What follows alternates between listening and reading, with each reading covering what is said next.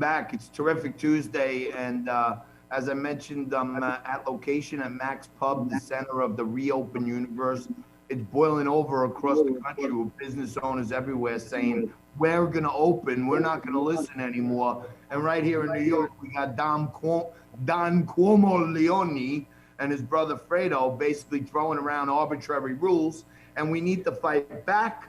So I'm broadcasting from here. I dare him to try to stop me from that. But when it's Terrific Tuesday and we have Wayne Allen Root, it gets even more terrific. So we're joined right now just for a few minutes with Wayne Root. Hey, buddy, how are you? Good. How are you? I love where you're at. I mean, I'm on the team, man. This is absolute anarchy. This is fascism. This is a government run amok. This is Big Brother trying to ruin our lives. And if Democrats thought Trump was a Nazi and Hitler a fascist, it's only because leaving Solinsky for radicals, and he said, whenever you see you and you look in the mirror, you're doing it, and blame the other guy. They're the fascists, the Nazis. That's right. That behavior. You cannot stop a businessman or woman from running their own business, but some people are getting the flu. This is the most outrageous attempt to destroy capitalism and small business in the history of America. So Wayne, here's what I'm doing. I tried to come help these guys last week. I offered to sublet the place from them and broadcast. Can't hear you. No sound.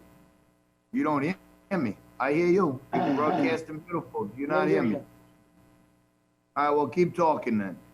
Can't hear you. No sound. We hear you. On. Heard you fine. Now I can't hear you. Sorry. All right, well, we had Wayne Allen Root. He's saying he can't hear me, but I hear him and see him perfectly. Wayne, you don't hear me? No. Bad connection, bad something. Michael, do you hear me?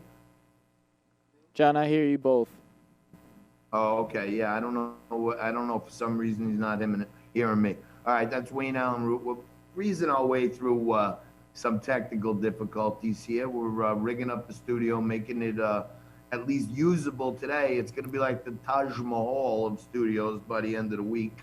I got my brother Derek and Eric over here on the squad helping us. There's only 3 people in the whole place, so that's a good thing. But we're going to be safe. We're going to be social distant. We're going to be responsible. People are entering and leaving with masks, and we're social distancing, so all that good stuff's happening. But we lost Wayne Allen Root, but he's right on the point.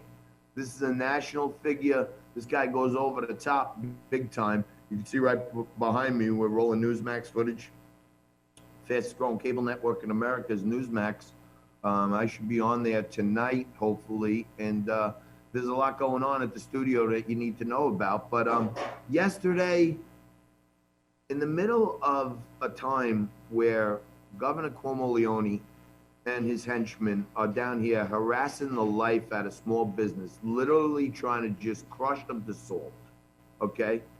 Andrew Cuomo, Emmy award-winning leader Andrew Cuomo, yesterday did a little interview with Anthony Fauci, and they're almost an embarrassment to Italians. At one point, I was happy that Anthony Fauci was in there because I said, well, we got a good old Italian grandpa in there. He'll make us some chicken soup and make us feel better. But at the end of the day, it turns out that he's one of those wolves in sheep's clothing, because it turns out he's been wrong more than he's been right. And in fact, it seems more and more that Anthony Fauci's really, really part of the deep state. Many of you may not know this, but this company Moderna, who just came out with this vaccine, if you go online, don't take it from me. I love to tell you stuff that you can go check out yourself. You go to the U.S. Patent and Trade Office, and you look at Moderna's patent filings for their vaccine, and Dr. Anthony Fauci is mentioned and named in some of their filings. So it starts to get more bizarre by the minute. And here in Staten Island, I keep making these little comparisons that they're killing us at the national level. They're really trying to kill us at the local level.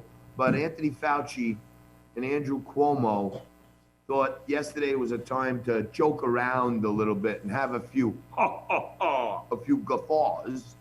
Take a look how insulting this is to every small business owner in America who's not laughing their way through the holiday season this year. Here's these 2 great leaders, Anthony Fauci and Don Cuomo Leone. I said that as soon as the vaccine is deemed ready and safe, I'll be the first one to take a vaccine. Maybe we enlist you. I'll do it with you. We'll do an ad telling New Yorkers it's safe to take the vaccine. To put us together. We're like the modern day De Niro and Pacino. You can be whichever you want. You can be the De Niro or Pacino.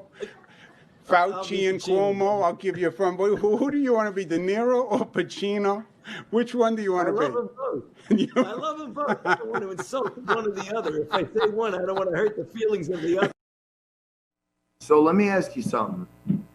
Here's the governor of New York, who's put in these draconian rules. He's just decided to come down with edicts all over the place and start saying who's red and who's orange and who's yellow. No science behind it whatsoever. We had Dr. Redfield come out last night, and Admiral Joie come out last night and say that outdoor dining should not be effective whatsoever. In fact, in the orange zones in Staten Island, schools were announced that they're going to be reopened on Monday. So you start thinking, well, the head healthcare guy for the whole country says there's nothing wrong with outdoor dining. 2 minutes. The schools are opening in the orange zones. So it sounds like the feds in the states are a little confused on their science, right? So at what point do we, as the oppressed citizens, start thinking do we really need to follow their authority? Like, who's in charge is the question. And then when you're standing there, I was an eyewitness. So this isn't like some news show where a guy's telling you what someone told him and someone else told him, or we found this unsourced video. I was there myself for both of Dan's arrests, both of them. Me, the first time Dan got arrested, he went, "I'm sorry, officers, I'm not going to leave the bar. I understand I'll be arrested." And he surrendered himself, and they took him. And that's what happened. So they come back the other night. I guess they're angry at him because he's out of jail and he's, again, trying to feed his family.